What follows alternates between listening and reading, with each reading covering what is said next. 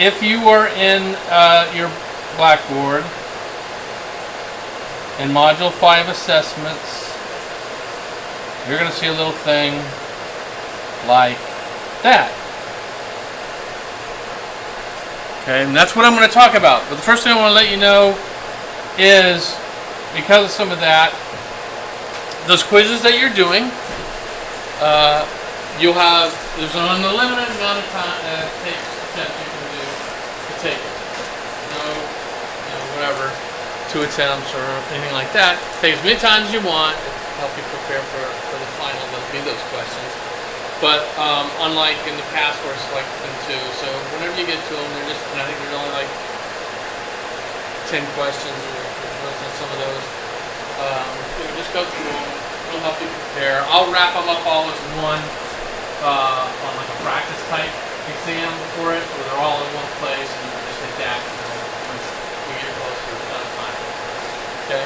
So this first assignment in 5 is pretty interesting in that it's going to introduce you to data. Now, data on a network is very important, and it helps us do a lot of things. And so we've got different things that look out for malicious activity on a network. We'll say we have our intrusion detection systems, or IDS, and I showed you Snort, going and detecting traffic. So it's got these rules, and if any of that traffic over the network breaks a rule, it fires off an alert, and we get alerted on it. We go check it out, things like that. There's other detections of firewalls. Our logs are full of data. There's so many logs in the network. So, and then there's other kind of metrics we can use. There's net flow traffic that we can look at and see what's going on. So this is letting you see what you can, getting some of that data and taking a look at it and seeing what you can do with it to help you analyze. Now, in this particular case, and we'll just all look at this here, and I'll read this from here. So, intrusion detection systems, as I was speaking about a minute ago, often have rules to identify malicious behavior. I gave the old example, I think, in an earlier class. Well, I have this rule that I use Snort with, and that rule says if I get more logon attempts, if I get 5 logon attempts for one account in 1 minute, I'm going to classify that as somebody's trying to brute force me. Okay? I can change that rule. Well, let me make it 6 attempts, or let me make it 30 seconds, or whatever. You can change those rules if you want to. But that's just an example of a rule. So if I tried to log on 6 times in less than a minute, I'm gonna fire off an alert. All right. So rules sometimes though can miss things. There's evasion techniques that the malicious users like to use to try to avoid getting setting off a red flag. And then we see here another technique for finding malicious behaviors known as anomaly detection. Things out of normal. Okay. One of the best things that you can do in taking care of a network is know your baselines for your network. Baselines like traffic, normal traffic activity, bandwidth activity. There's a few different metrics you can take a look at for anomalies, but you know that your heaviest traffic is maybe from 9:30 to 11:30, we'll say, okay, every day. And then late in the afternoon, it slows way down, but all of a sudden if you saw a lot of activity in the late afternoon, you'd say, hey, what's up? What's going on? An anomaly. All right, so we know what an anomaly is. So instead of looking for specific, like you see here, the code red worm, the system can look for traffic which doesn't look like most traffic. We look at a simplified version of anomaly detection, and there's a link that I have here if you wanted to go look up. It's a nice little page on Wikipedia. Some great information there that you can take a look at and help explain that to you and visualize it. But sometimes that's what we're looking for. As you guys know, I do a lot of work in my PhD, and that's what it's all about. It's about, trying to find either information from logs or traffic, like the full PCAPs, or this net flow traffic. So you pick things out of it, and then you have normal traffic and you have, we'll say, attack traffic. And as they get labeled, you pick some features out of there, and there's all sorts of features you can pick. And if you see some kind of pattern there, some kind of anomaly, you got a little heads up that some of the couple of things you can look for if it gets out. Now this is what I'm going to have you guys do is nice, straightforward, simple, and you'll be able to see, yes, that is I see what the anomaly is here, and it was a quick way to find that. So Excel attaches an Excel spreadsheet right here. For those online, right here. Buried inside this log is a possible attacker. I'm going to open it up for you in just a second.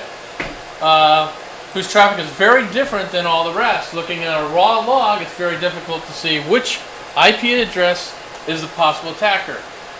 However, if you look at the data using a scatter plot, it becomes very clear which connection is the outlier. Because the traffic pattern is much different than all the others. So you're going to do that. You're going to take that data in Excel, you're going to graph it, and you'll be able to see from that, and then you're going to put this thing called a little regression line in. Very simple to do. And we'll take it to there, and then we'll stop, and I'll talk about the second part of it here. So yeah, you can just download that right there. I think I got my folder open up here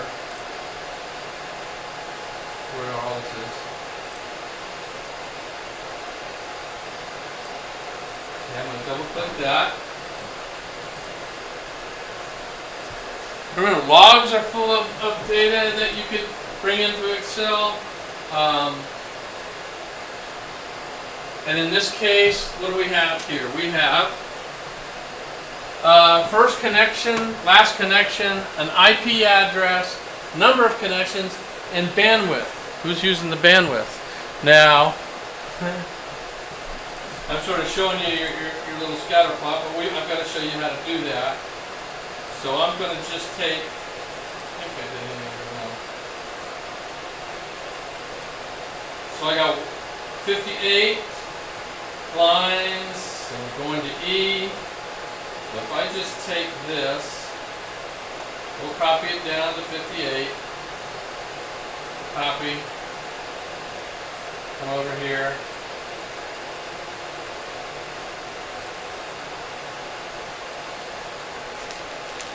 Just get down to 58. E. Okay, now I've got it over here. So where did this come from? Like I said, it could be a log, all sorts of things. Again, this is for demonstration purposes for you.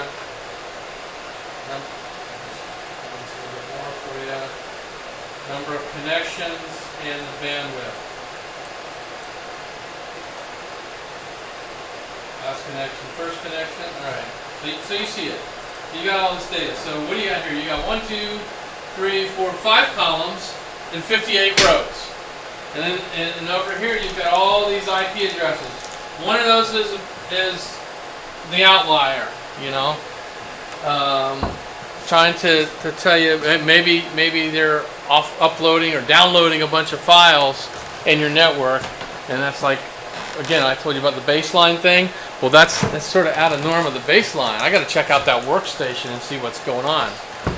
Okay, so all we're going to do here is, if you just took this right here and copied it, okay? You've highlighted that data, okay? Now, what do you want to do with it? You want some kind of chart?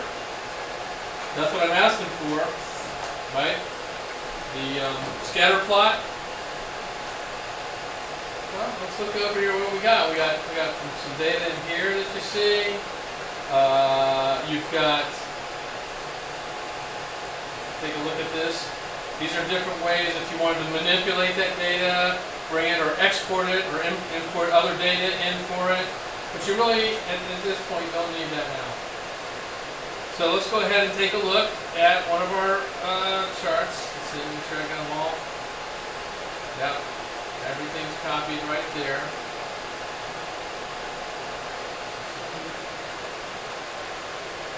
Go to Insert.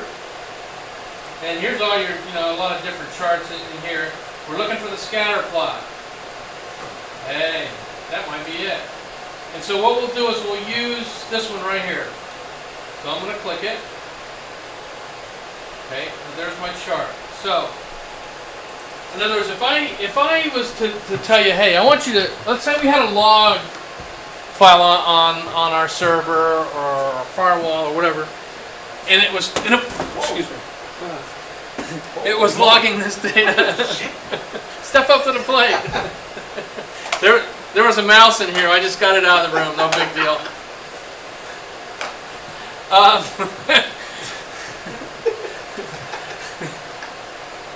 I could say anything. I could say anything, right? Yeah, I did. I don't have my other glasses tonight. So now you're looking at this.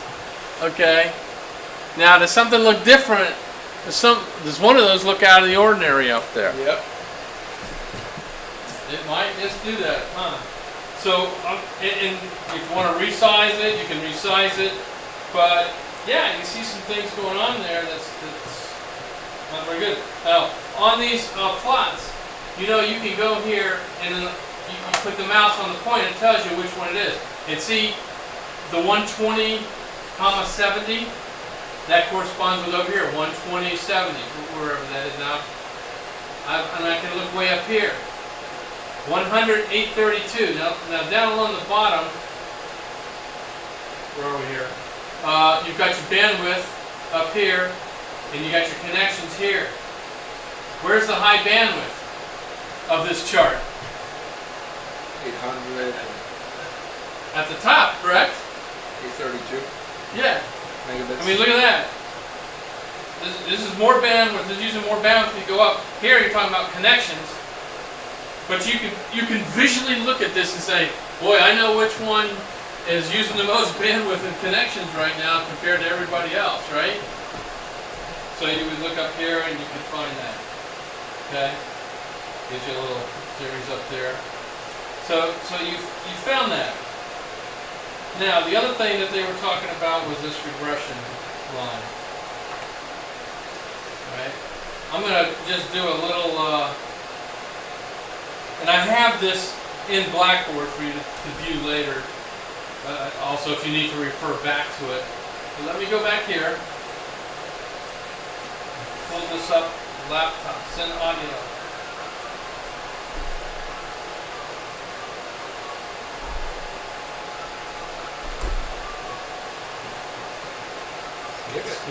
Let's skip that.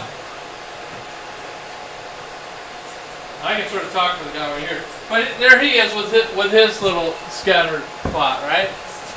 And so you're looking at time. The audio is not coming out too well on that right now, but again, you can play at home and see that. I can sort of talk for it right now in the classroom. So he's just basically saying there's the plots. He knows if you click it, you can go there. But if you take one of the spots and you right click, you see add the trend line. Add the trend line, and then there's different kind of. The one you want is the linear regression line, and that's what he's chosen there. And you see it going up. And there's a little commercial too for Excel if you want. But you want that line there. And so when you get that line, I'm just going to close it out. You'll also see in that where, let me just close this.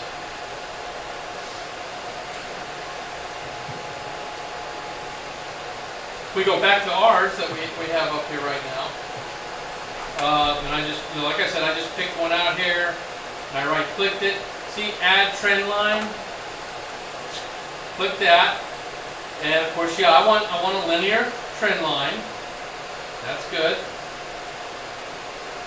Okay. Linear.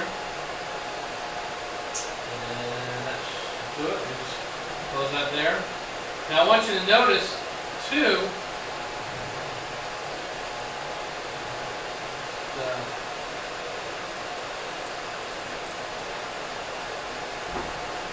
Go ahead and let's see, format trend line.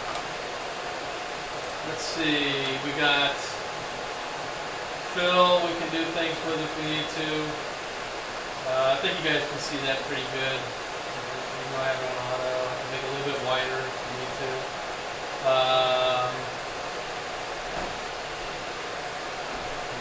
Here, you see here, you can there's other things you can do to it if you want to.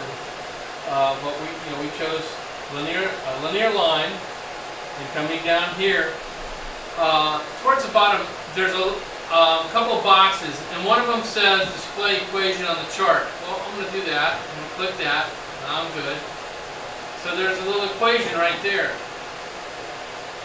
And so y. So for y, and what's y going to be over here in the connections? For y equals 400 and on the vertical axis 4.5689 times x. X would be your connections plus 17 point blah blah blah. That would hold true. So let's check that out. So let's say I pick this guy right here. 42. So x 42. So if you took 4.5, this is rounded off. 4.57 times 42 plus 17.179, you would get approximately 347. That's a linear equation. Okay. But it also is a good quick way of taking data quickly with the chart here and bringing it in Excel about seeing, where's the problem real quick. Hey, I just had 58 lines there. Now, if you're going to pull something out of a log, you're going to have a lot more than 58 lines, like different IPs and connections to look at to see, what's especially in a 24-hour day, that they can show you what's going on. So that's one way to take data quickly and solve a problem. Like, I noticed the bandwidth's up. What's going on? Which workstation real quick is doing that? So yeah, you can do something like this. Now. That's why it's important, from like that CCNA side, it's so important to assign static IP addresses so you can track where the traffic is coming from. Yeah. And there's some benefits to that if you can manage that in your network. Let's say you don't have a real big network. Let's say you had a network like 4 of these classrooms. Okay, and what do we have here? 25 in each one. Okay, there's 100 machines. Oh yeah, you throw in some printers and you throw in some other devices that take IP, stuff like that. But let's say you got 100 machines. Okay? And let's say you're all on one subnet. Okay, so it's getting a little busy. You can subnet it now if you want to and break it in half, that's good. What else? But just by static IPs, it's going to help that network traffic a lot, because why? They don't have to keep broadcasting for DHCP. You got that constant broadcast talk going on. Well, there's no need to broadcast out MAC addresses for DHCP and all that. From the have a DHCP server and run in closet, and all the workstations. They've got their IP. They don't need to say, hey, I'm so-and-so, I need an IP, whatever. Hey, I want to renew it. Things like that. But also to manage, in managing the network, you may have IP addresses, but you may also have MAC addresses. There could be MAC addresses in those columns. That's how the network's seeing them on that layer. You're seeing MAC addresses. Something else could be causing problems. So I'll summarize real quick what we just did. Thank you. No problem. But it is being recorded, so you know you can go in. Cool. So we took some data from our network. We thought there might be a station or two causing a lot of traffic, and in this particular instance, we have 58 different IP addresses. If you go down, so I have the date, I have the last connection when it happened, I have the IP, the number of connections that IP address had, and how much bandwidth it caused over that duration. So what we did was we highlighted the number of connections in the bandwidth column. We highlighted that, and then we made a little graph,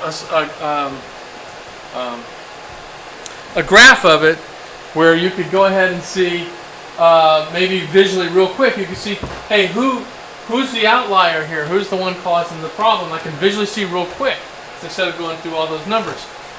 And so what we did was we took our graph that you see here, and down at the bottom are your number of connections, and up here on the side, as we go up, is the bandwidth. So obviously, the higher you go with those dots, the more bandwidth that was being used. Obviously, this way, the more connections. So we can right away visually see instantly which workstation in the network was using the most bandwidth, and it just happened to be one of the top also in number of connections. We see which that one is. And so the other thing that we did is we added what they call a linear regression line, which is this line right here. Okay, so everything below here is you know, as far as bandwidth is concerned, is more below normal in bandwidth. Above it is above normal. But it also gave us an equation for this too. Is basically we inserted all you had to do was just pick any dot out and right click on it, and it gives you the ability to add a trend line. You click there and you will add that trend line. And the trend line represents, as I was telling them earlier, that a baseline in your network is important to know. What is normal? What is a normal amount of traffic, connections, all sorts of things. Because when something gets abnormal, I want to know. So that's sort of what that's representing right there. Any questions about that so far? Okay. So we've got this traffic up here, and so we obviously we saw right away this guy right here is the problem. So you know what IP address is that? You know we want to see that. Okay, so if we put our 108.32 and we scroll down here, where is that 832?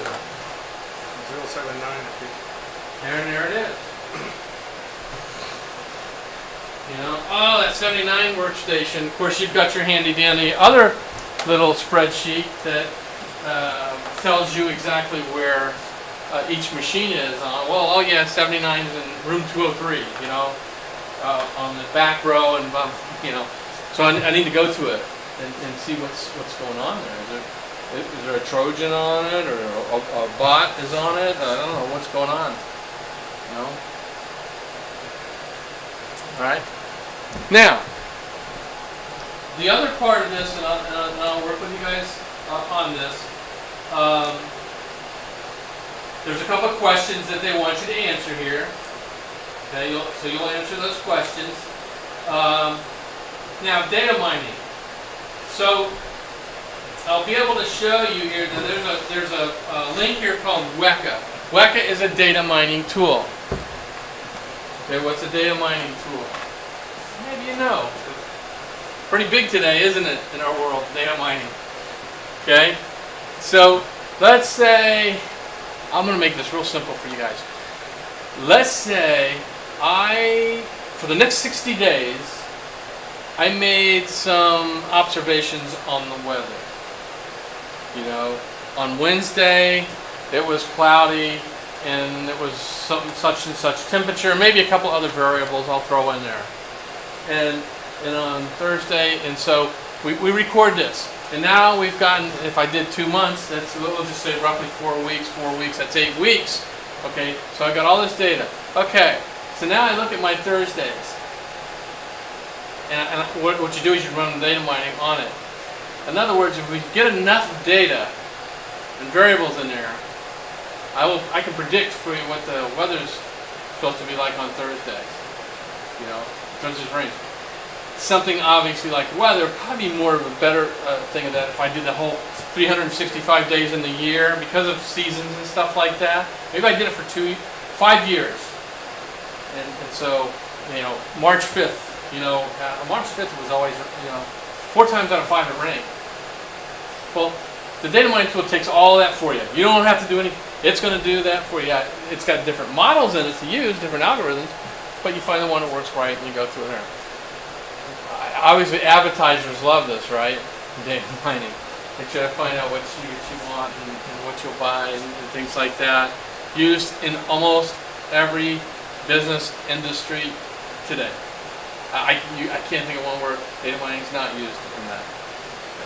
If you knew enough things going on something, events happening, and you noticed that every time it was on a certain day, or whether it was day or night, or something, that for the most part, you know, such and such percent of the time, this was happening. So you could predict that. It's nice to predict things like that. All right, so you can download that. It's Weka, and you go ahead and start. I'll show you what that looks like in just a second. Before you can feed it into Weka, there's something you got to do. Okay, now I'm going to show you what, you know, when you have a comma separated value file, you know, you can bring something into Excel and you can see in my files that I have here, .xlsx, that's an Excel file. I know that by the extension on the end. But I can also, whatever I put into Excel, I can save back out as just a CSV file. Anybody tell me what CSV stands for? Comma separated value. Okay, so for every value on those 58 lines, I think what we saw the IP address and the number of connections. There's a value for each one there. They're separated by a comma on 58. So you got 58 lines, and all those little features have a comma. So it's comma separated value. So now if I take this, instead of opening up what you just saw in Excel, you know what? I'll tell you, one of my best friends, and I use regular Notepad a lot for things. It has that use, believe me. Little old Notepad. I use it for certain things. But Notepad Plus, which is a free download, is nice too. And we're going to wait for that. And so, see what I mean by the comma separated values? Man, that's in a bad spot. See, oh yeah, they make them good. You can see the date, and you see right here an IP address and the value for connections. What do we got? You see at the top, where those are known as the headers. You know what each one of these values in that order represent. The first one, first connection, last connection, IP address, number of connections, and bandwidth in megabits, right? So there they are. So that's sort of like what a lot of data likes to see. You might have to import it in. In this case, we would import in this program called Weka. All right, but there's something we got to do, one more little manipulation before we could feed it into Weka. And when we do that, we're going to change it from what they call a CSV file to an ARF file, ARFF. And I'll show you the difference. I may have a couple already out there. Yes, I do. Okay. Now I'm just going to show you an example of an ARF file. So you from line 16 down. Remember how we had all those values and we had a header? Well, instead of the headers going across, the headers are now labeled like this, like attribute, in this case, protocol, packets, and bytes. They were the values. And then some of them are numeric, some of them are represented by letters, some are represented by a string, as you see with some of the stuff we had. And you say at relation and the name of, you usually put the name of what kind of file you're working on, with the name of your file. At data, you notice down here on line 14, and then everything else is underneath it. So in other words, I have to change this kind of format. And I'm just going to show you something. For a smaller one like this, you can just put this down here and start putting those other values at attribute. So what do we got? 5 or 5. So roughly, if I went over here, I know I've got some stuff in here I'll have to delete back out, but that's alright. 1, 2, 3, 4, 5. There's a class there.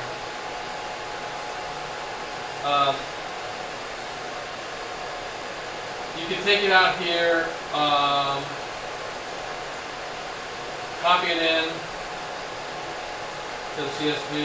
Again, I know I'm going to have to change some things here, but they're there. I'm going to have to change my lettering here. Usually dates have a different value, and I'll show you. I'll prep it for you, let you know what that would be. But we can just call, and you don't even have to use the same. We're going to delete that very top line out when you do it. And I'm not going to do it to this file because I don't want to mess it up. But what I would do is I would just I always want to have my CSV file. I don't want to delete it or change it. I'll just make, right-click copy, right-click paste. Now here's a copy of the CSV file. Now I'm going to go in there and start doing this to it. Okay? So I'm just going to do a couple here as an example. Now the one that says first connection. Do I have to save first connection? Or maybe if I just put FC, I know what that is, right? Well, if I'm doing that, we can do that. I don't have to write it out. I'll do LC, last connection. And then for the next one, I'll just put IP. And then flag, what we got here, number of connections. I'll just put CONN for connections. And then band for bandwidth.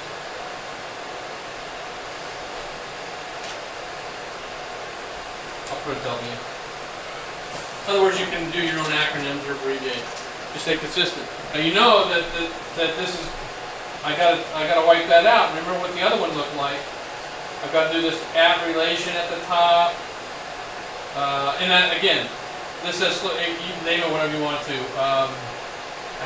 In our case, data analysis assignment. I don't care what you call it, whatever you want. Okay. And so you run them through there. Oops. So forth and so forth. Add data is there.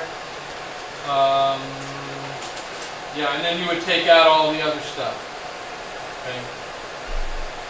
I'm just giving you a quick run through tonight. I'll tell you what exactly. You see protocol numeric meaning a number. Flags, or you can go ahead and put abbreviations if they're using letters. Again, if they're using strings, you can put the strings there if you want to.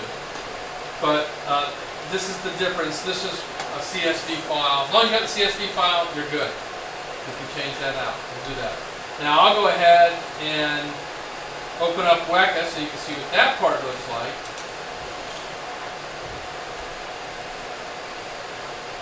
As soon as I find them.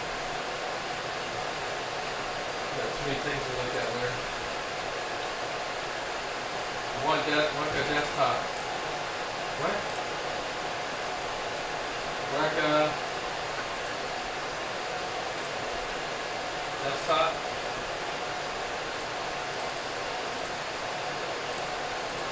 No. Get off thing.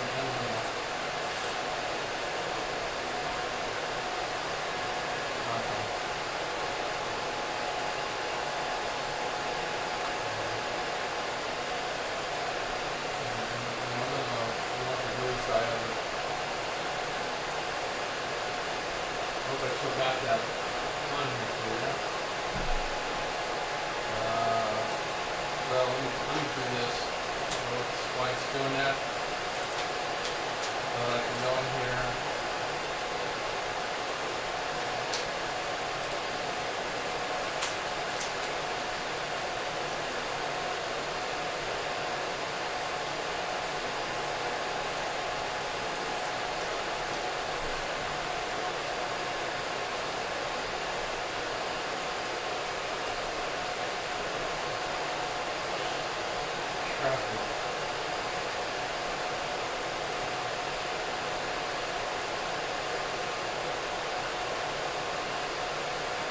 Weka's a little bird.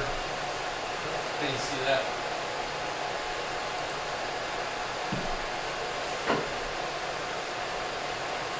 Just click OK if that comes up.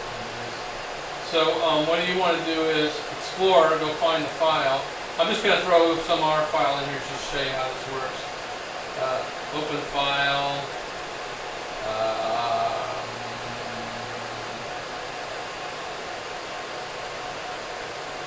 The folder I was at.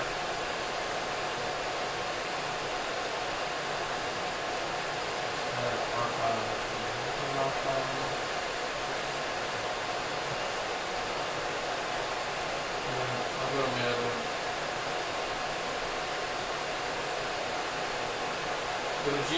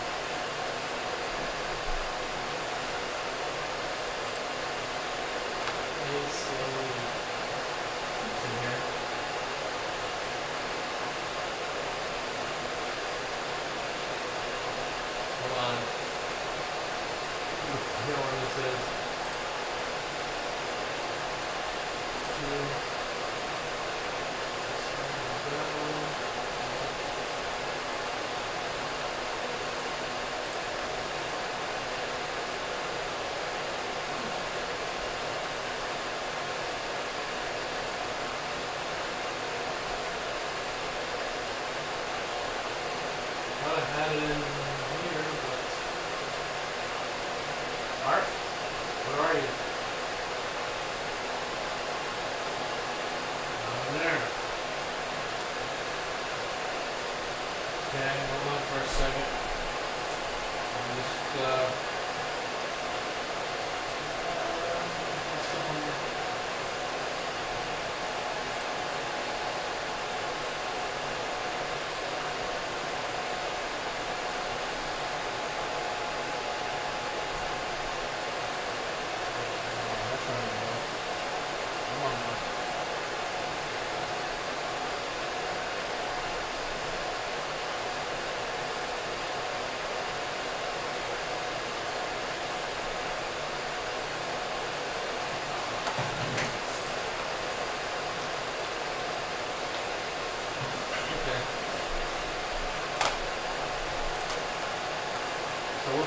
we'll pick this one out here. There's two I got in here, but we'll just pick one out. So that's in F, C, 17. Okay.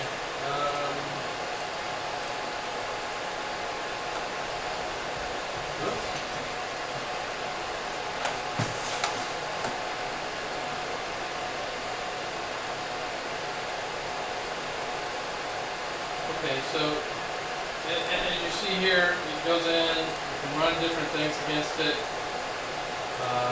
Let's say that we did some kind of a function, a linear regression function like you just saw. So now it's loaded in there, and you just click start. And so what it'll do, it'll go through that and pick out, it looks for some features that, if they're in a certain combination, will give off a certain reading. And you see some things that have been done for you here. some averages. You see mean, absolute, so forth. There was 9 of those, 188. And it built a little model here for you and gave you some information about it. Now, if we go back here, that was the right test.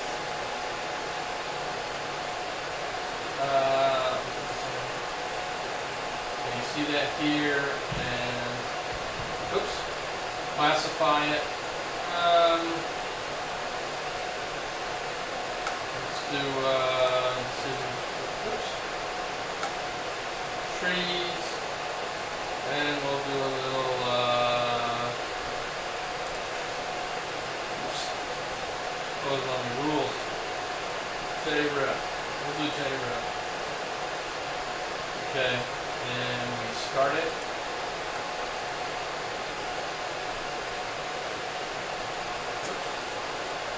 I have a little trouble with the mouse here. Hold on.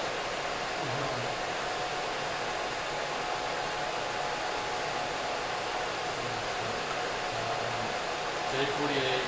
There we go. Start. And so it runs through. And so what it did was it found some objects here. The objects are up here that, in this particular case, it was like certain objects with certain readings would mean a failure in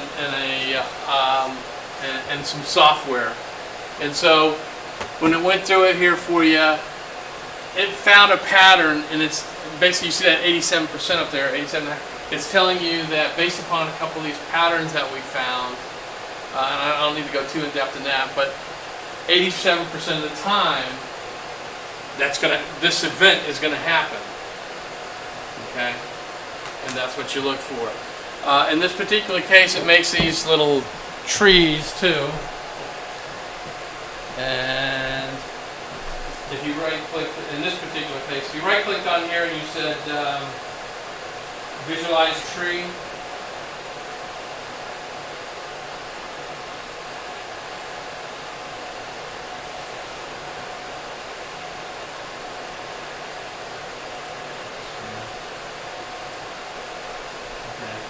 that lays out all the variables that are in it, and false positives and false negatives and things like that happen. But it's letting you know, of that tree, which variables in there are taking you out to a scenario that's going to give you a pretty good evaluation of percentage of being right in its prediction on that event coming out in place.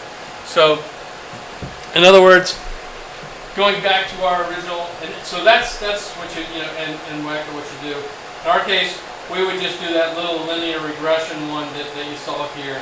That's just going to give you some statistics on some of those, like in your case, the numbers that you came up with. You saw that linear regression line earlier. Okay, so everything out. So back to, where are we? Back to that here, in doing so, on the values, and I'll take some numbers that we have, and I'll do them on a separate video for this particular assignment. It's in our Blackboard of how you do it. But everything else is pretty straightforward. I'm giving you the Excel spreadsheet with the values in it, and you just graph it and go through that scenario. As far as you're concerned, you just show me maybe a screenshot of what you saw earlier when I pulled up to have the graph and all that stuff. That shows you got to a point where you knew how to do it, and I want to see that regression line too. And then just answer a couple of those questions. Which IP address this would be attacking, and so forth and so forth. Okay. So it's just a nice little quick thing. Say, hey, I know how to take data, put it in Excel, find some things about it, do some stuff to it, and come up and find a solution for some problem. In this case, we were looking for that one machine in our network that was like above normal in its activity. Okay. What would we say about the other one that didn't have that wasn't using that much bandwidth, but had a lot more connections. You can make a comment about that, certainly. So what he's saying is, hey, there was one that had a pretty big number of connections, but it wasn't using as much bandwidth. Okay, so what do we want to say about that? Well, first of all, it was below that regression line, right? So it was. Now, off the top of my head, I was worried about bandwidth leaving the network, so that's what I'm looking for. But also, I'd like to know the number of connections. What machine is connecting a lot? Oh, that's our, and so you would find out that it's that's the machine that we use for such and such. That's why there's some connections to it. Or I don't know. Maybe there's not. Let me check that machine out too, just in case. But now, yeah. Information. Yeah, but if I see doing both, I'm like, okay, what's going on here? I see that, but that's a good point. Investigate that too. Just make a note in your thing. Just want to note that even though there wasn't a lot of bandwidth on this one machine, whatever IP address you find that one is, that did have a lot of connections. And it's all about me, you making an observation for me out of seeing data. That's an observation he just made. That's good. That's a good thing. We can take numbers and visualize those numbers, make it into a graph and visualize that, and then simply see. That's why a lot of these monitoring systems that are in real time, you'll see GUI graphs associated with them, so they can look up and say, "Whoa, I don't know what's going on. There's a spike there, or something going on. What's that? Who's that?" Okay, so that was for Module 5.